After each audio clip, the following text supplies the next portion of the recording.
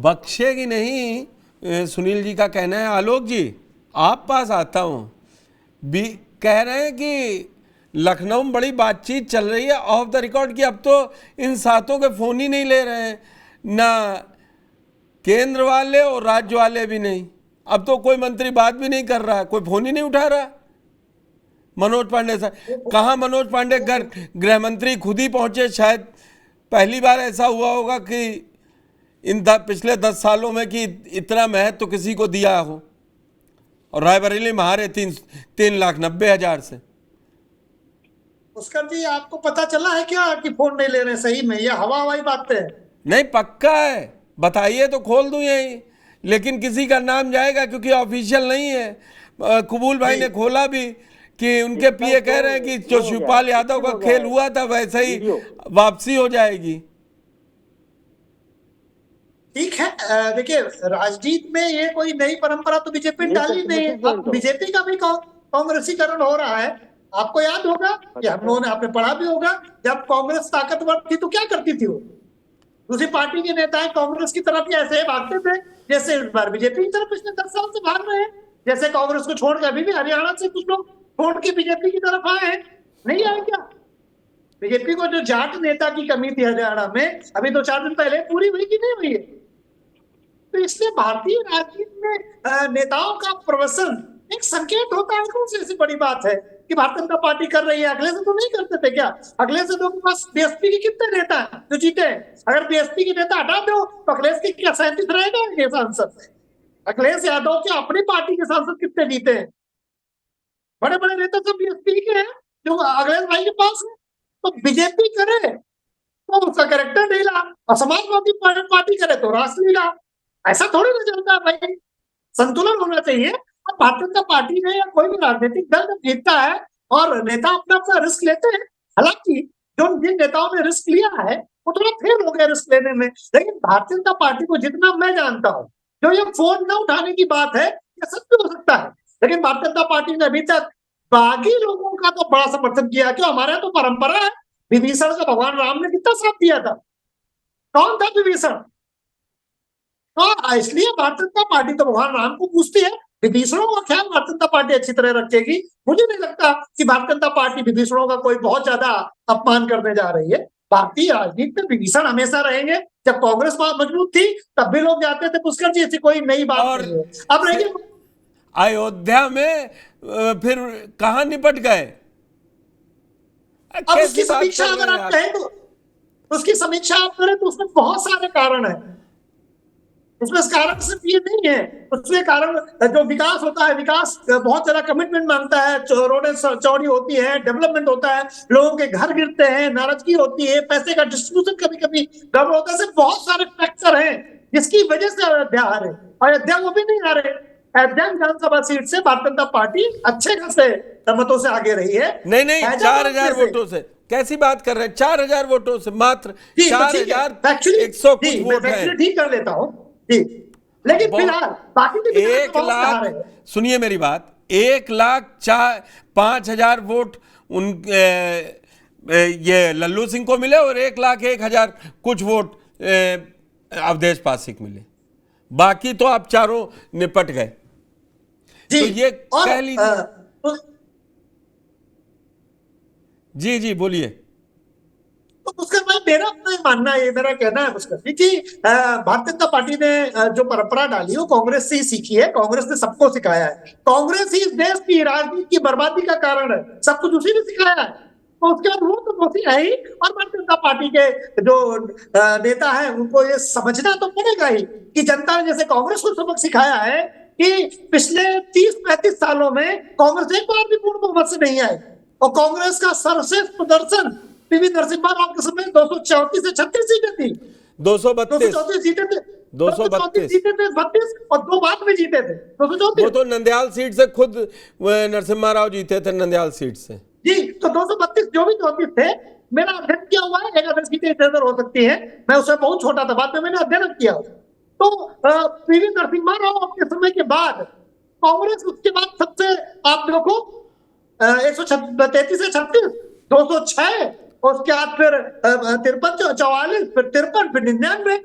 कांग्रेस किस बात में खुश हो रही है?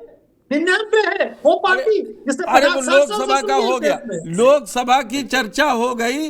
अब हम 27 और इन विधायकों क्या होगा, मैं उस पे सवाल है। पुष्कर जी, विधायकों का कुछ नहीं होगा, भारतीय जनता पार्टी के अम्ब्रेला के नीचे सदस्यता जाएंगे भी तो भी भारतीय जनता पार्टी, मैंने कहा ना, भारतीय जनता पार्टी विभीषणों को छोड़ती नहीं है। और कोई भी राजनीतिक दल वो तीर चले या न चले, फिर अगले जो नेता किसी पार्टी में आते हैं उनके लिए संकेत ठीक नहीं होगा। अगर भारतीय जनता पार्टी किसी को कोई नेता अपनी पार्टी के साथ छोड़ करके भारतीय जनता पार्टी का समर्थन करे और भारतीय जनता पार्टी उसे छोड़ दे, तो कौन आएगा भारतीय जनता पार्टी में? अरे हरियाणा में कैसे बड़े बड़े मुख्यमंत्री उनके परिवार के लोग शामिल हुए कांग्रेस के अंदर। थोड़ा हरियाणा वाली जो आप बात कह रहे हैं ना, 2 बार 10-10 अब की 5 पे आ गए, और अभी अच्छा पुष्कर जी ये 3 बताइए, ही महीने में चुनाव है। छोड़िए हरियाणा नहीं चलते, हरियाणा नहीं चलते, यहीं रहते। आपके हिसाब से ठीक चल रहा है ना? बीजेपी बिल्कुल ठीक चल रही है। मैं ये नहीं, देखिए पुष्कर जी, अब जब आप भाषण को दोहरा सके तो सब ठीक कैसे हो सकता है?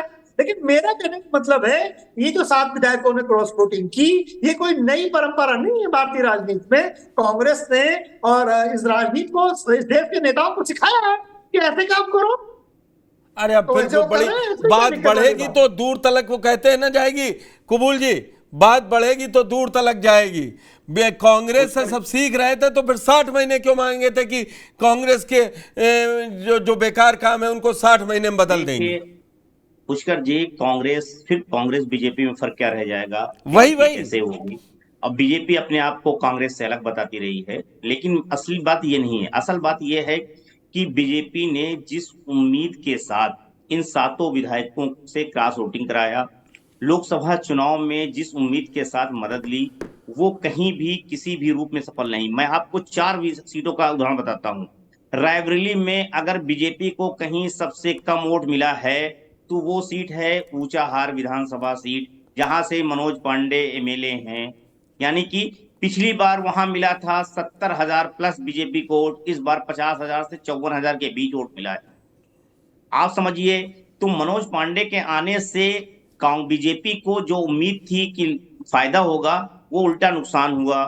दूसरी तरफ यह है कि मतलब जो दिनेश प्रताप सिंह वही कैंडिडेट है होने के बावजूद, पिछली बार मनोज पांडे खुल के वहां कांग्रेस के लिए प्रचार कर रहे थे, प्रियंका गांधी के साथ मंच शेयर कर रहे थे, सोनिया गांधी के लिए वोट मांग रहे थे।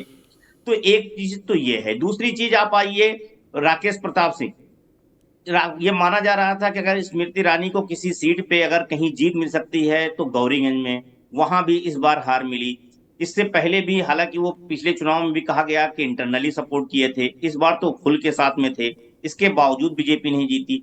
जिन 7 सीटों पे आए, राकेश पांडे के तो बेटे को तो लोकसभा का टिकट भी बीजेपी ने दे दिया अम्बेडकर नगर से, वहां भी 2 विधायक गोसाईगंज और अभय सिंह, और ये इसके बावजूद नहीं जिता पाए। अब बात ये नहीं है, दरअसल अब इनके लिए, ये तो बीजेपी के लिए किसी तरह से कोई मुफीद नहीं साबित हुए। अब दांव ये है कि इनके लिए क्या है। बीजेपी जिस उम्मीद के साथ लाई थी राज्यसभा चुनाव के दौरान, इनको सबको वायु श्रेणी की सुरक्षा प्रदान किया था।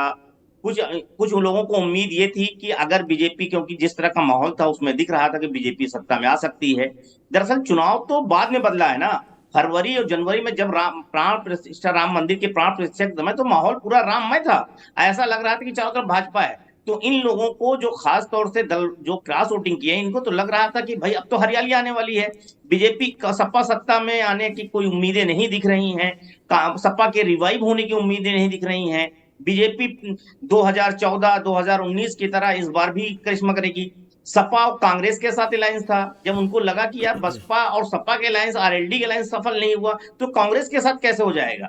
वो लोग दरअसल जमीनी और मौजूदा स्थिति को भांपने में समझ नहीं पाए, और अब जब नतीजे आए हैं तो कोई भी विधायक जो 7 के 7 हैं, कोई भी काम बीजेपी के नहीं आ सके।